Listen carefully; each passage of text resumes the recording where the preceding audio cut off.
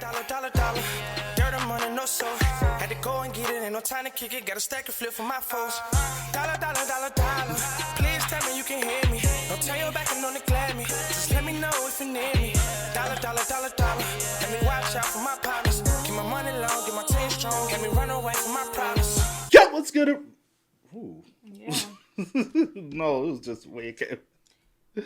What's good, original crew, man? We back. Hey, I told you your pen fell. Are you looking for it? Yeah. Oh. We're back on the channel, man, with another body cam. Today's body cam, mom's confession leads detectives shook.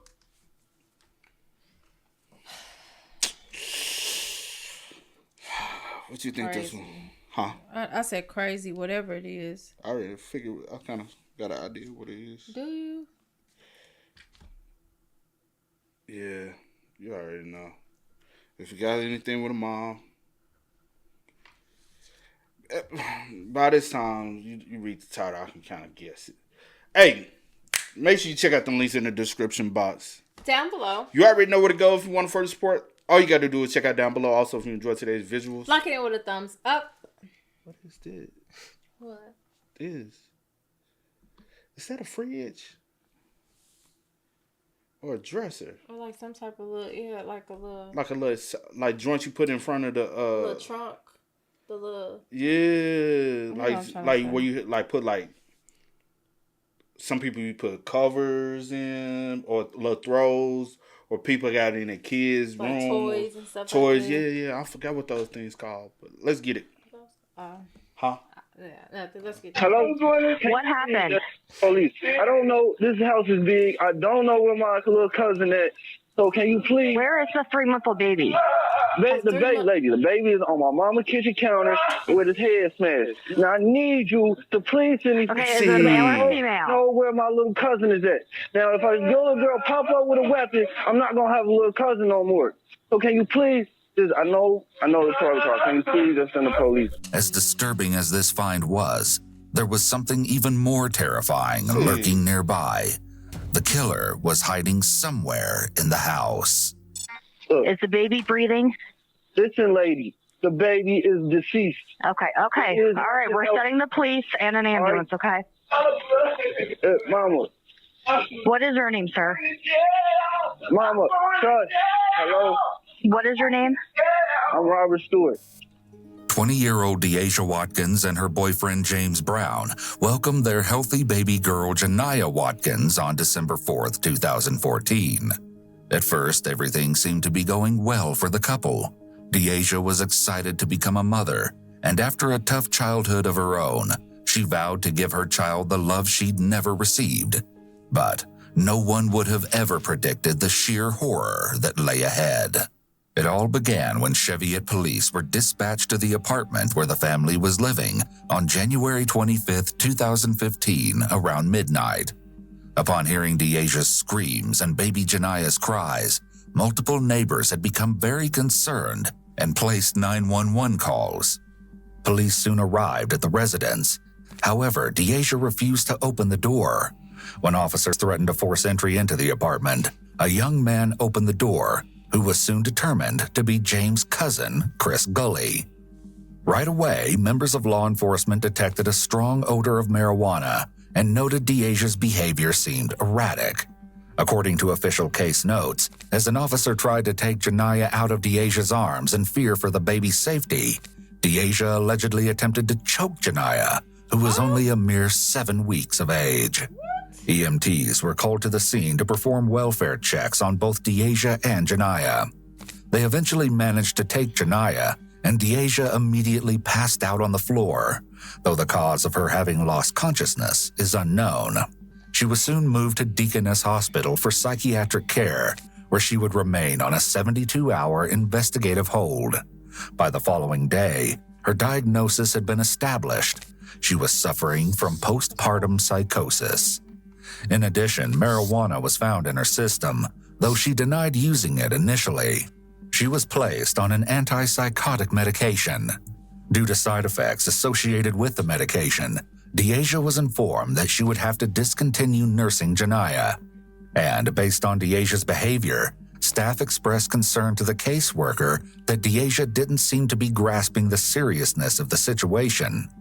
According to case notes, they felt that she was minimizing the incident, as she described it as no big deal. By January 30th, Deasia had returned to the apartment, and a safety plan was officially in place. She was allowed supervised contact with Janiyah, provided Deasia took her prescribed medication, and that either James or his sister Jaleisha was present at all times. But a visit from the caseworker reinforced the fact that Deasia wasn't on board with the plan. She hadn't filled the prescription for her antipsychotic medication. The caseworker reiterated that it was imperative Deasia take her medication, or it wouldn't be safe for Janiyah to stay in the home. James made it clear that she'd have to leave the home if she didn't comply, as the apartment lease was allegedly under his name. Deasia reluctantly agreed. She didn't want to be separated from Janiyah, and in addition, she felt she had nowhere else to go. Of course, soon these concerns would no longer be relevant, as disaster was lurking just around the corner. 1 week later, a caseworker completed an unannounced visit at the residence and was unable to verify if Deasia had filled her prescription. Over the next couple of weeks, everything continued to deteriorate. By the end of February, Deasia had abandoned the apartment and moved in with an aunt. It was clear that the current situation wasn't working, and it was about to become exponentially worse. Custody proceedings began on March 6th. As paternity had not been established and a mental health assessment needed to be completed on Deasia, the magistrate who presided over the hearing granted custody to the Hamilton County Department of Job and Family Services. During the interim, Janiyah was placed in the care of Deborah Stewart, Deasia's aunt. Neither James nor Deasia were allowed to see Janiyah, and Deborah agreed to the terms. During the caseworker's visit to her home, she confirmed that she'd not allowed Deasia contact with Janiyah. She was adhering to the agreement, and baby Janiyah was thriving. But in actuality, things weren't at all as they appeared to be, nor as Deborah claimed them to be. Always. You see, Deasia had been spending time with Janiyah, a lot of time actually. She'd moved into Deborah's home days earlier. Deborah was coping with her own personal issues and health problems, caring for a baby on 9 times out of 10, she said, "I ain't got time to be trying to take care of no baby. You can move in with me, and you can take care of your kid under my roof. But I ain't got time. But we'll make sure that they don't find out. Yeah. And when they come to visit, you just have to go somewhere. You'll go hide or leave so they won't know that you here. Yeah. That's trifling, bro. Deborah was coping with her own personal issues and health problems. Caring for a baby on her own was just too much to handle. Should have just said that. So Deborah allowed Deasia to stay, despite the fact that she'd explicitly agreed not to allow her contact with Janiyah. 3 days after the caseworker's visit, a life came to a shockingly brutal end within the confines of Deborah's walls. A dispatcher received the frantic 911 call early that morning. Thanks for to be here, Robert. Since 911, where's the address of your emergency? Somebody please send the police. Please. What is the address? Help me. 5957 Wildwood. Okay, ma'am. Lord, help me. Ma'am, who were you just you were just talking to somebody. Who were you just talking to? My son, he came over here. He felt that I was asleep. Ma'am, you weren't crying but I heard you talking to him. You were fine. And then when I picked up, you started crying. I need you to tell me what's going on. The dispatcher is trying to make sense of the situation, but so far, nothing is adding up, and her skepticism is evident. Oh my God, help me. Listen to me. I need you to stop crying, okay? Stop crying. I need you to take a deep breath and tell me what happened. All I know is my son came in here and woke me up and said, "Mama, the baby's dead." And I'm like, "What are you talking about?" Here, talk to my son, brother. How old is the baby? The baby is 3 months. Oh my God, what is you? Deborah passed the phone off to her son, Robert, who'd arrived at the home along with his children just minutes earlier. I think that's the reason why she's frantic and sobbing and crying. Not necessarily because the baby dead. It's because Because she realized I done fucked up. and now this would be held on me because the baby is supposed to be in my custody. But I broke the rules of the custody exchange. So in regards, I believe that's what she's crying for.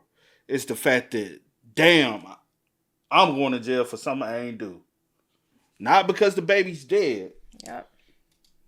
It was his youngest child who had arrived in the kitchen first and bore witness to the terribly gruesome scene. Damn. Robert had immediately ushered his children out of the house to safety, then re-entered, desperate to locate his mother, Deborah. Hello? What happened? Police. I don't know. This house is big. I don't know where my little cousin at.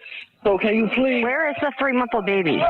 The baby is on my mama's kitchen counter. Deasia was nowhere to be found, and Robert feared she might have been in danger or had potentially been killed as well. Okay, I need to know what happened to the baby. I don't know what happened to the baby. I came into the house. She told me. Came into the house. The baby was on the counter. My mom was in the bed asleep. I woke my mom up, and we calling you. That's all I know. I don't know nothing else. Okay. Listen to me. Look, Is the baby breathing?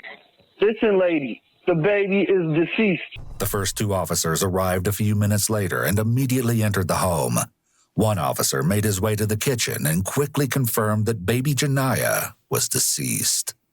Simultaneously, the second officer located Deborah in the bathroom of the master bedroom. Officers on scene radioed for additional officers to assist. Amidst the chaos and confusion, a few officers cleared the home and, in the process, they located Deasia.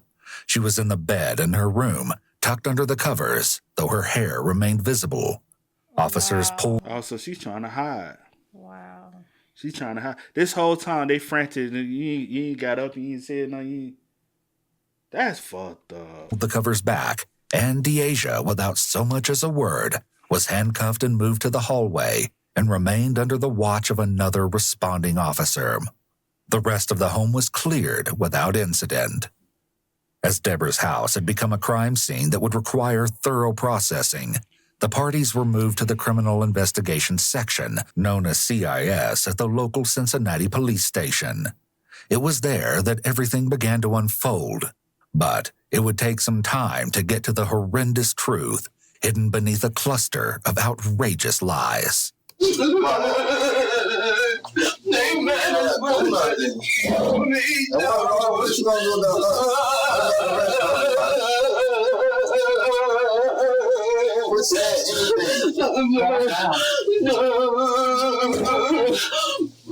Scoot over a little more. I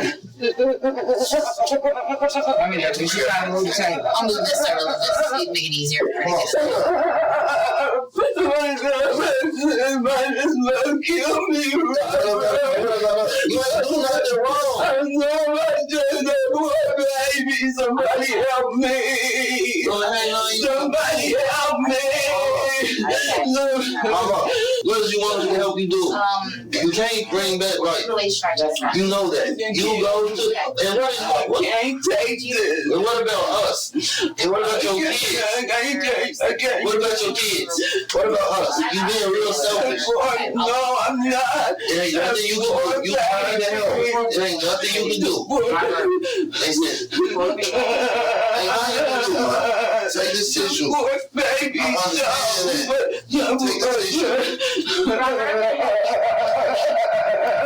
And I feel it, though. Because I'll be damned I go to jail behind your actions. But also, But you fucked up by allowing her to come. It come stay with you, knowing that she already harmed the baby before, right?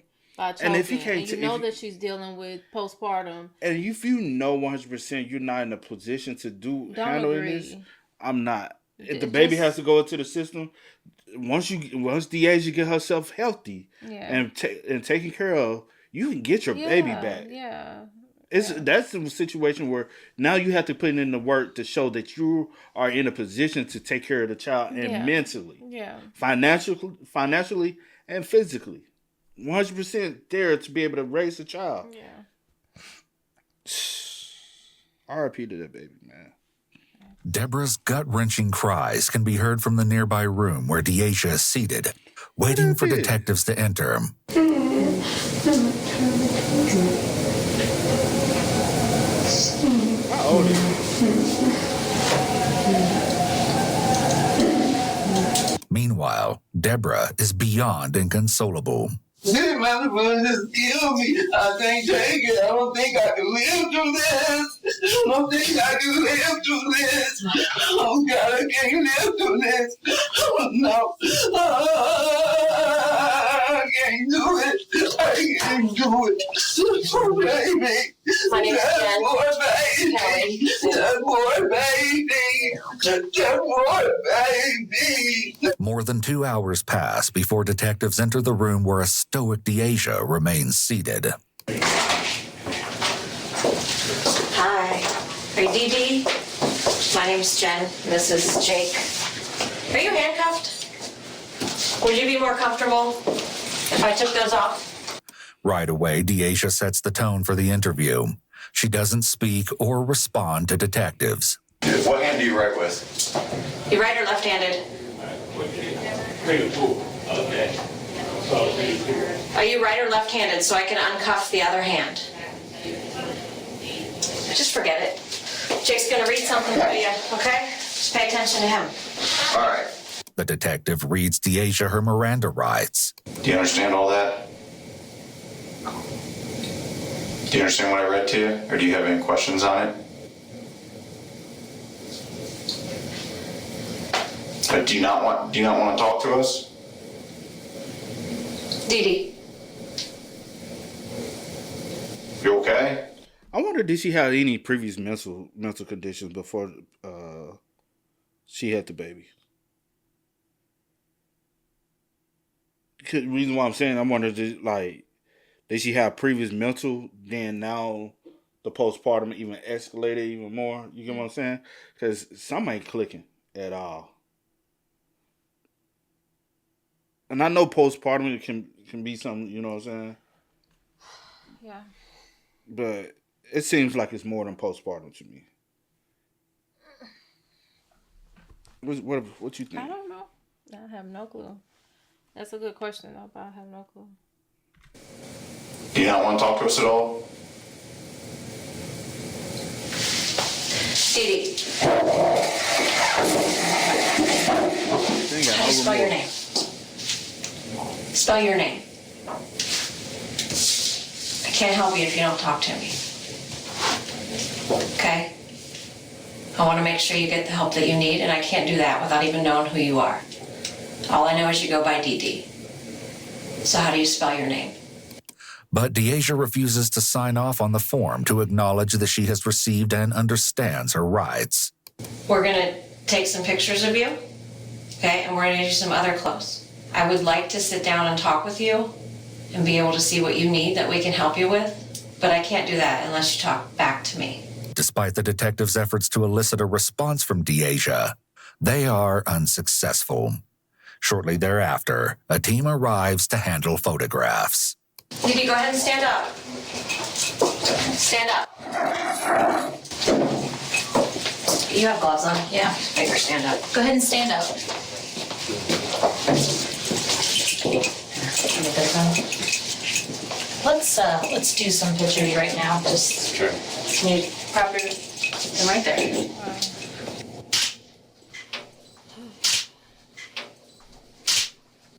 Several minutes later, the photographs have been taken. She look like she look like a junkie though. I ain't gonna hold you. Yeah, she far gone. And Deasia's clothing has been confiscated and retained as potential evidence. You drink any of your water? Upon re-entering the room, the detectives continue to run through the gamut of classic interrogation tactics, but each proves ineffective. Nearly 6 hours in, they've gotten nowhere with Deasia, and the meeting comes to an end. After the unavailing attempt to gain information from Deasia, She been scratching at her neck, her chin. So these look like scratch marks and stuff, don't it? I mean, they markings. I can't tell what they are, but yeah, they markings and scars and stuff like that. was transported to Deaconess Psychiatric Unit, where, yet again, she received treatment and was kept for observation. 3 days later, she's back at the station, seated in front of detectives. And as you're about to see, this interview is in stark contrast to the one that took place previously. You handcuffed? Yes. Let me take them off. You left or right-handed? Right-handed? And I'm going to read you a form here in a second. Okay, I'm going to ask you to sign it saying that I read it off to you and that you understand what's on it. Okay. Once again, the detective reads Deasia her rights. This time around, she signs the form, acknowledging that she has received and understands her Miranda rights. After some general questions, the detectives begin to work toward untangling the terrible mess that led to an unthinkable tragedy. So we're going to talk to you about the stuff that happened the other day. What I'd like to do is just go back, okay, way before any of that. We talked to James a little bit. You know, how'd you guys become boyfriend-girlfriend? We just got to know each other first. How long ago did you guys get that place together? Was that before you were pregnant or while you were pregnant? I was pregnant. Was he working anywhere? Yes. Where did he work at? McDonald's. At some point, once you had the child, you guys went back to the house where you and James were staying together, right? So you guys went back there after you left the hospital? Okay. At some point in January, the police were called to that house there. Do you remember all that? No. You don't remember that very well? Do you remember after the police were called there? Like at that point, they'd taken you up to the hospital then, had you evaluated, and then you were able to go back home? Do you remember all that? Well, at some point, after I talked to James, he said that you moved out of that place and went to stay with one of your aunts. Which aunt did you go to stay with? My Aunt Debbie. Aunt Debbie? During Deborah's interview 3 days earlier, her sister Cindy assisted in answering questions posed by the detective and addressed this very topic. She called my sister one day about a couple of weeks ago, asking could she come and get her. My sister, she's sick, she can't see. So my sister said, I can't drive, I shouldn't be driving because I'm sick right now. She was crying so hard, like, please, Aunt Debbie, come and get me. And she went and got her. So she came, according to James, she came and helped pack you up and help move your stuff over there? Yes. Okay, so you were staying there, like, during while the stuff was going on with the court between you and the baby and James, like they're trying to establish him as the father. Why wasn't he on the birth certificate? Did you guys have some type of fight or? No. No?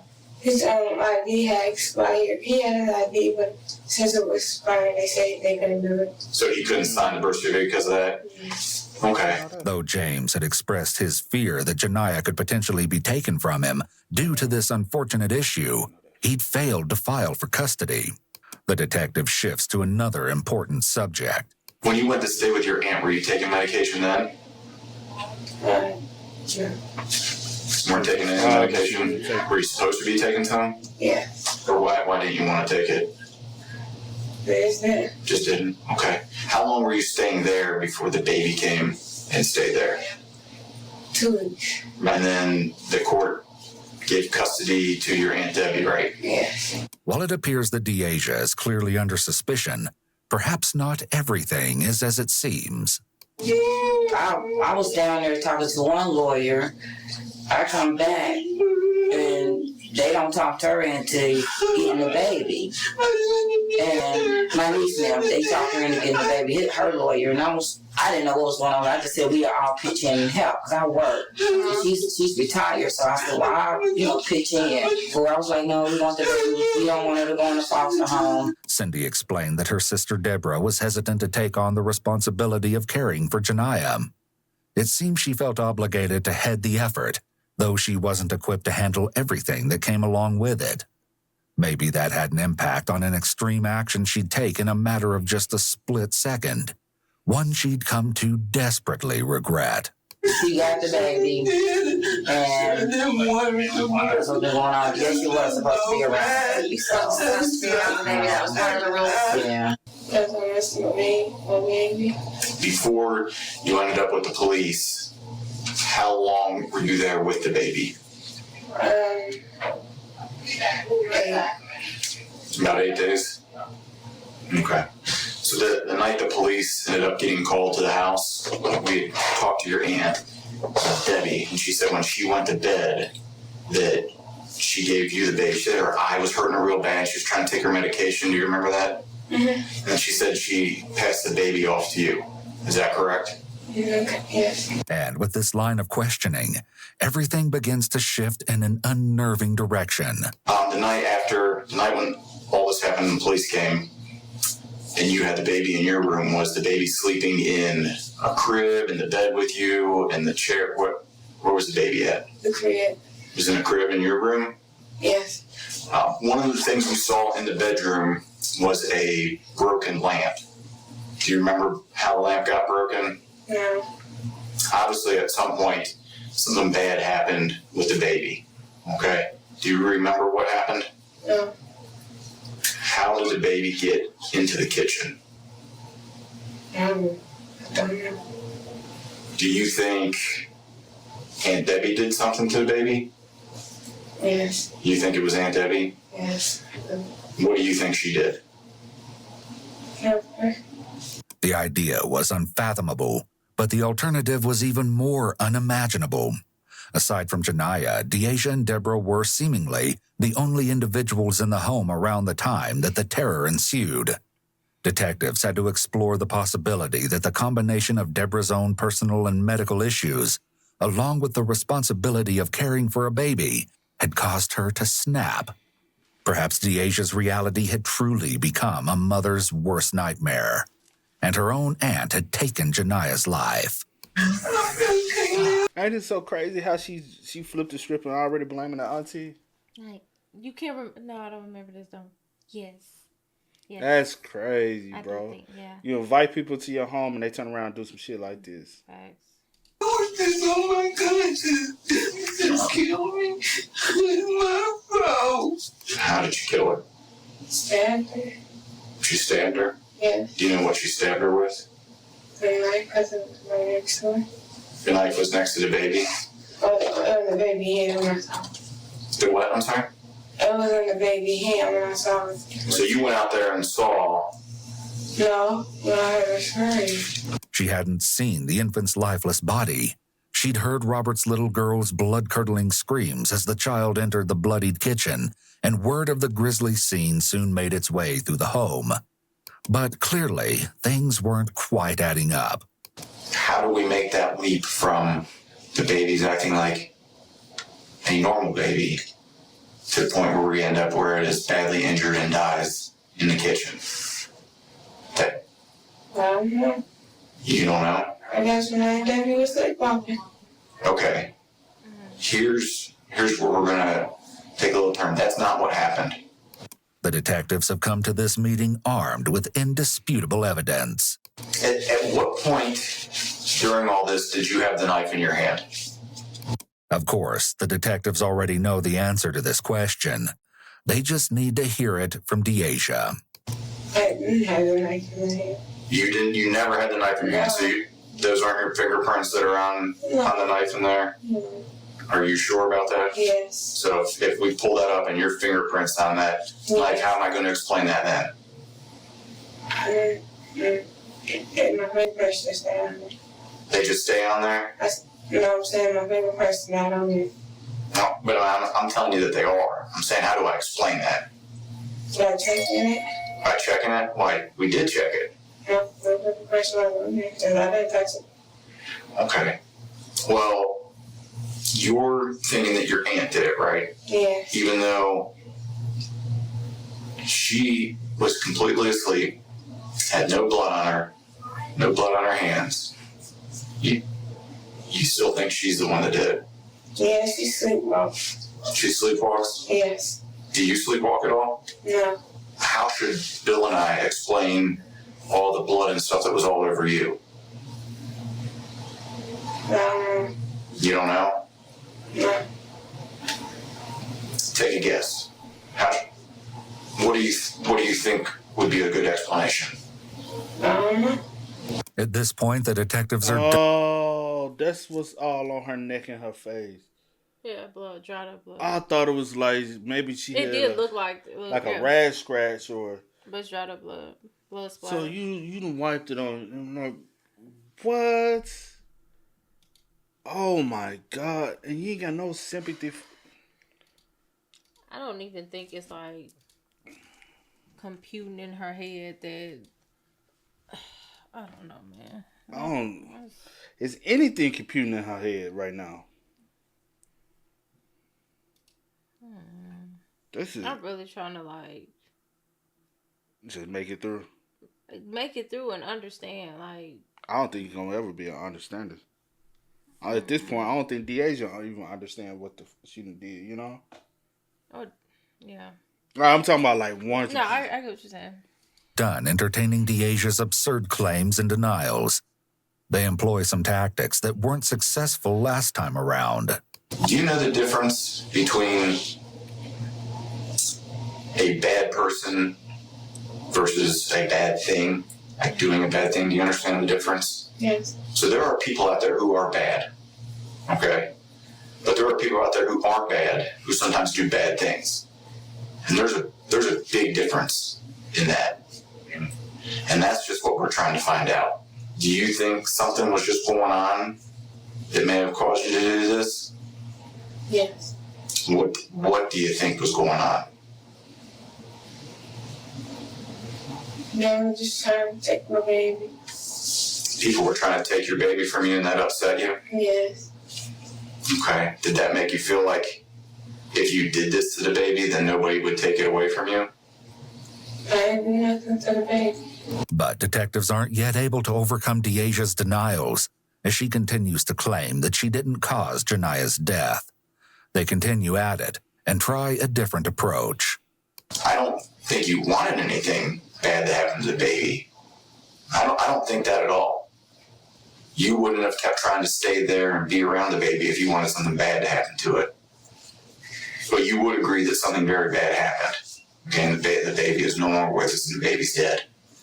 Okay? But the manner in which the baby died was caused by somebody with very deep feelings, very strong feelings. There was a lot of angst in what was done. Somebody had very strong feelings towards that baby. Okay? And the person I find with the strongest feelings, one way or other, about that baby is you. You're the person that had the strongest connection. Yep. And what I'm trying to get to the bottom of what happened here, I think a big goal for the police is we want to know exactly what led up to this, what may have caused or what may have led you to react in such a way so that we can help somebody else from not doing it.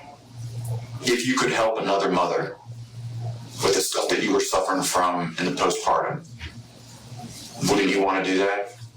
You know Aunt Debbie didn't do this. You don't want to blame it on Aunt Debbie. That's not going to help. Okay? Do you think I'm getting a little close there with the fact that you just don't want to believe you did it? How do you? Yes. So, when you think about Jania, how do you feel now? I feel real sad. Real sad? And disappointed. Why do you feel disappointed? Because I just lost my daughter and I really love her. And none of us in here doubt that you loved her. Okay? Just because of what happened, that doesn't mean you didn't love her. I want you to tell me what made you upset that night. What started all this? What happens that makes you upset? Nothing. Nothing upset you. No. The detective directly confronts Deasia with more evidence. How did you end up with all this blood on you when the police get there? You don't know? No. Well, how would you explain it? If you were the police detectives, how would you explain you with all the blood all over you? Why there's blood all over your room where you were sleeping? Why your fingerprints are on the knife? I don't know. You don't know? No. What do you think we think when we see all that? that I was doing to keep my daughter. The detective strategically transitions to the topic of Deaja's loved ones, including James and her family, as he continues to build his case in hopes that something will trigger Deaja to tell the truth. Do you still have feelings for James? No. You know what James asked about you? What?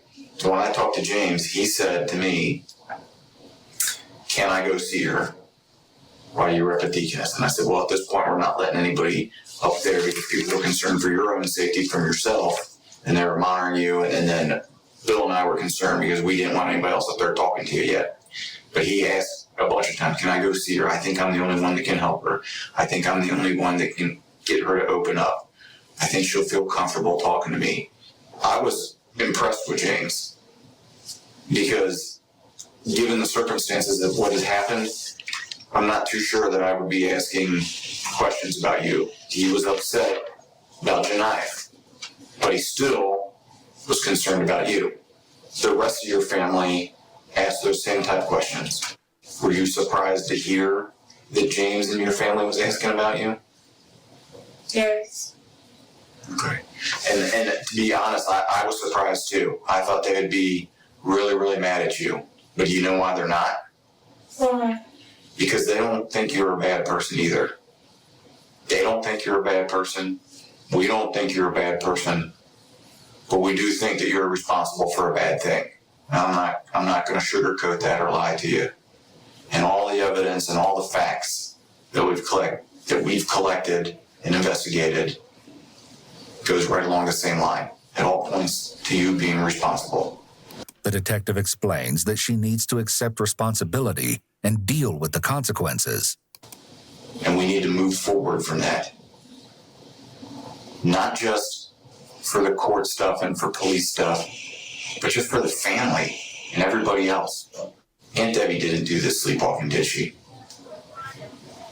No. No, she didn't. What set this off? What happened? I do want to help you, but I want to help the other people too. The detective needs to uncover the spark that caused the massive explosion of violence. But Deaja reverts back to her original claim. She just doesn't know. The other detective chimes in. Do you understand Jake's trying to tell you that you're not here because if you did it. We know that this happened, that you had a part in this, okay? That you did this.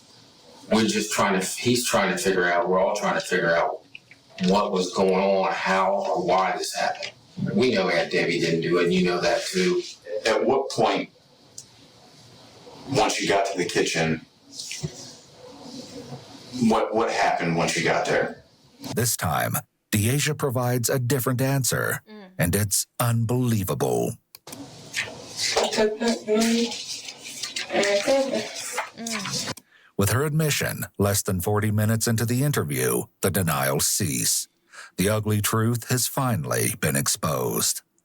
But it seems there's likely more to how this all came about. You recall the incident where the police were dispatched to the apartment as a result of cries and screams coming from within that night in late January. Yeah. Well, as it turns out, it wasn't the first foreboding episode that had occurred within those walls. James shared some disturbing details with the caseworker at that initial meeting, shortly after Deaja had been taken off to the hospital for an evaluation. The beginning of 2015, which marked Janiyah's first month, brought along with it some changes in Deaja. According to James, she began speaking regularly about religion. While that in itself wasn't a cause for alarm, it was out of character for Deaja. Her unsettling behavior included claims that demons were present. There were times she'd be fine one moment, then uncontrollably crying the next. James had managed to capture the audio of one such occurrence as he clutched Janiyah in his arms, unsure of what else to do. He played the recording for the screener, and a hysterical Deaja could be heard screaming, "Why, God? Why me? What did I do wrong? Who are these demons? Please stop it." According to James, the incident, not unlike the one that occurred just hours earlier, was unprovoked and completely unexpected. That said, Deasia is now about to reveal her version of the slaying that ensued just days earlier, and she's poised to divulge every last nauseating detail. Please be advised that the following segment may be too graphic for some viewers. Deasia starts at the beginning. I took Janiyah, so I changed her diaper. He kept screaming and running. And then I didn't get to change her, so I just threw her across the room. She didn't die, so I walked over there. I picked her up and banged her head and looked herself 4 times. Then, after she wasn't dying there, he clipped the big old stick and hit her in the head 4 times. She wasn't dying fast enough. Yeah, that's when I ran in the kitchen to kill her and raise her off. Took the knife on out, stabbed her in her head, told her to die. Stabbed her in the eye. She was still touching. She was cut her neck. How many times did you cut to get her neck severed? Until it sliced off. Once you started stabbing her, what made you think you needed to cut her head off after that? She wouldn't die. She wouldn't die? How do you know she wasn't dead?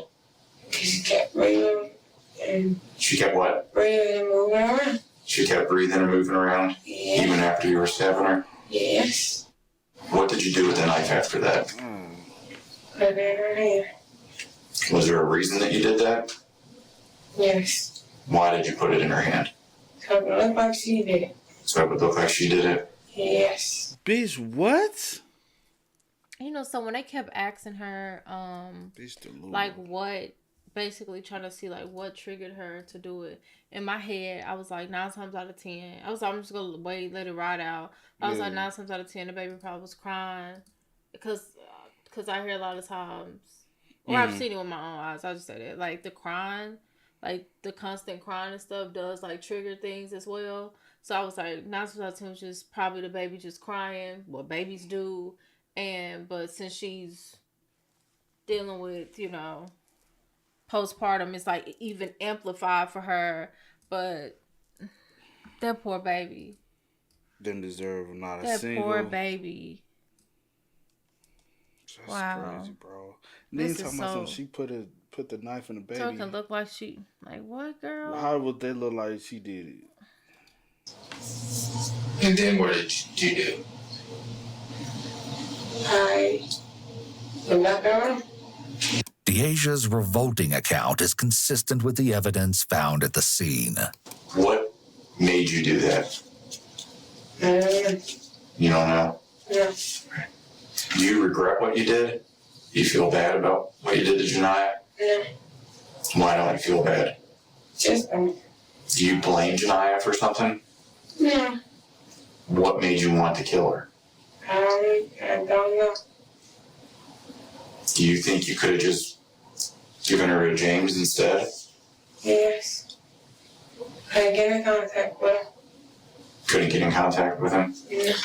James, how long before Robert showed up? A good 15. I'm sorry? A good 15. 15 minutes? Yes. Did you hear the little kids scream when they came in? They didn't even scream. The little girl said, "The baby." So you heard all that? Yeah. Yes. Okay.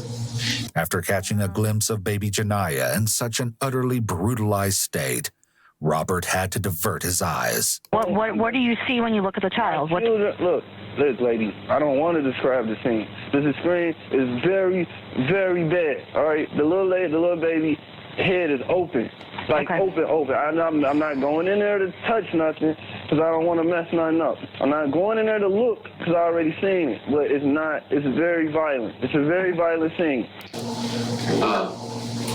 We're going to step out for a minute, okay? Were you able to tell anyone else about this? No. Okay. We'll be back in a minute, okay? Okay. Would you like something to drink or anything? No. Water or something? No. Detectives exit the room and don't return for any additional questioning. Less than 15 minutes later, Deasia is headed for the Justice Center. Deasia's account confirmed the Hamilton County Coroner's report, Baby Janiyah had sustained stab wounds on both her face and head. When the coroner was asked if she could provide the number of stab wounds, she stated that she'd lost count. Janiyah's right arm was fractured. In addition, her head had indeed been severed from her body, as Deasia so callously described. According to the Hamilton County prosecutor, Job and Family Services did their job. Nevertheless, the haunting case is one you likely can't wrap your head around, and the question of why really wasn't answered, at least not completely. Deasia's initial plea in response to her aggravated murder charge was not guilty by reason of insanity, but the presiding judge ordered that she receive psychiatric treatment. It was later determined that she was competent to stand trial upon receiving the required treatment. However, a trial date never came. Deasia Watkins pleaded guilty to the brutal murder of her own infant in February of 2017. She received a sentence of 15 years to life in prison, with the possibility of parole at 13 years, as she was given credit for the time she'd already spent in custody. It happened what time? 2015. It happened 2015. So she did 10 years.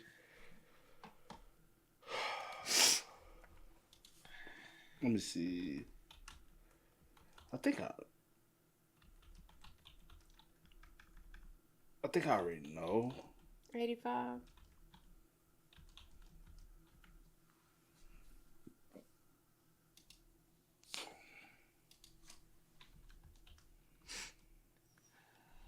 I think it is 85% though.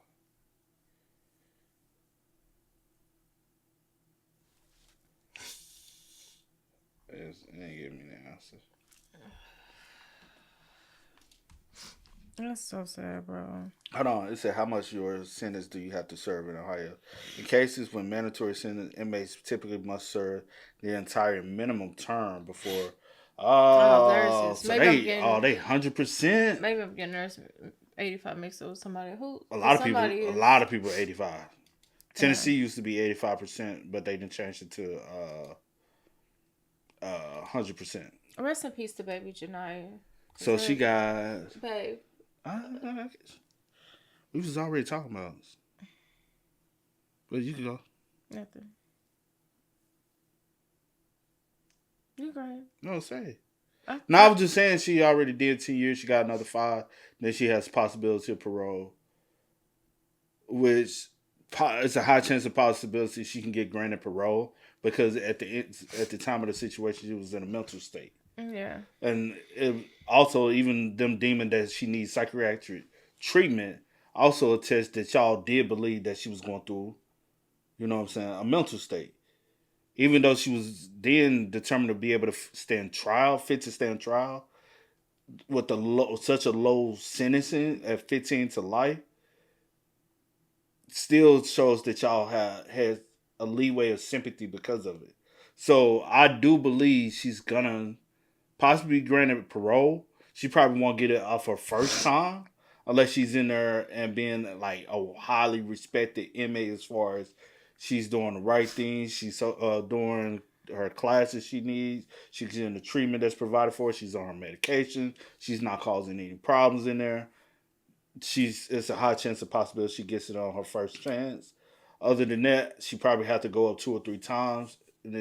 But I do believe she won't do life. Yeah. I think they'll really look at the fact that, especially in this time period we in, I think they'll look at the fact that, yes, she was dealing with postpartum, severe postpartum. And unfortunately, I do feel like she'll